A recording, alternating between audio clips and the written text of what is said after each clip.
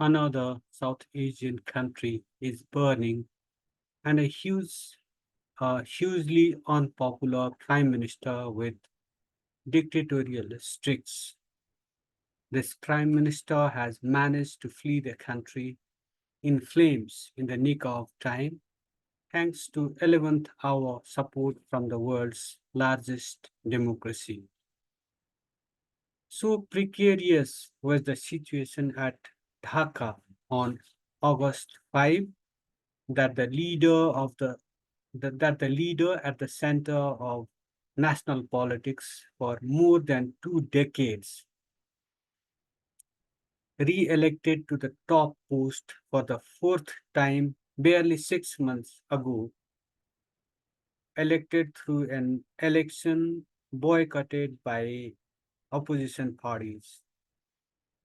This prime minister could not even deliver a last minute address to the nation before her hasty departure as protests against job quotas climaxed.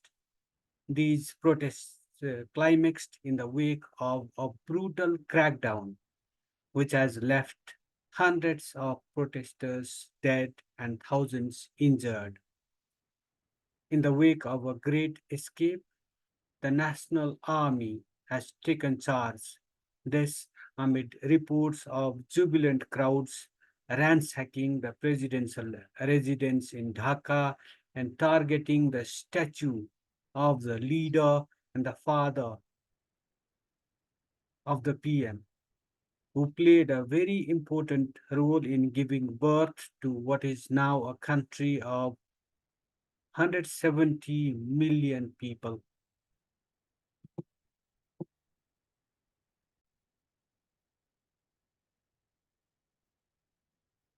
Ironically, all this is happening in a country which was, until a few months ago, one of the fastest growing economies in the world with a GDP of around $460 billion.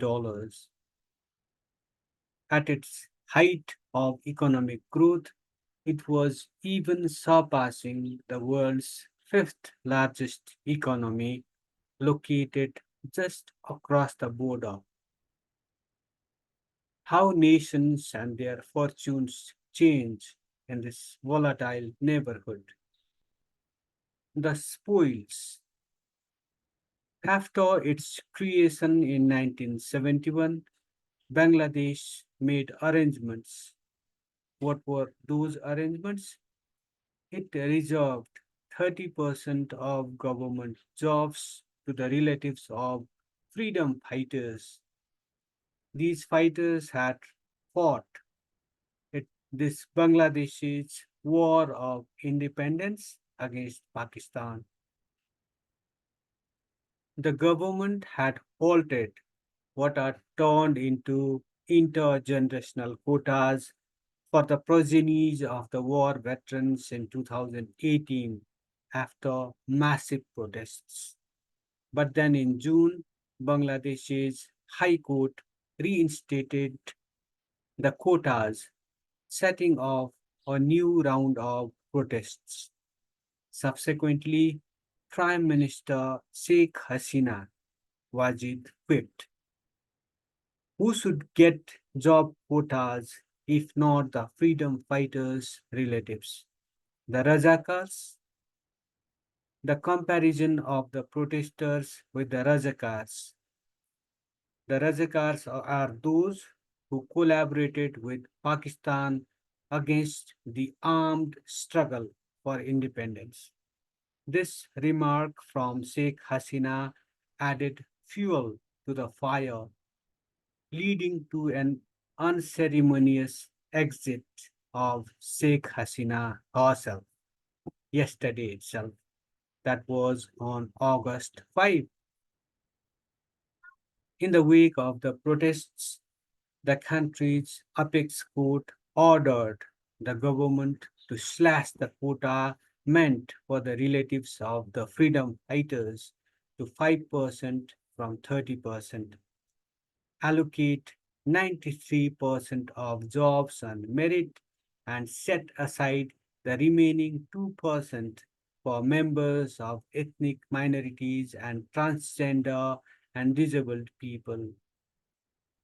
But the verdict, it seemed too little, too late for a people fighting an oppressive regime, ruling a state reeling under corruption and an unemployment rate of around 5%, which is no small number given a population of 170 million people.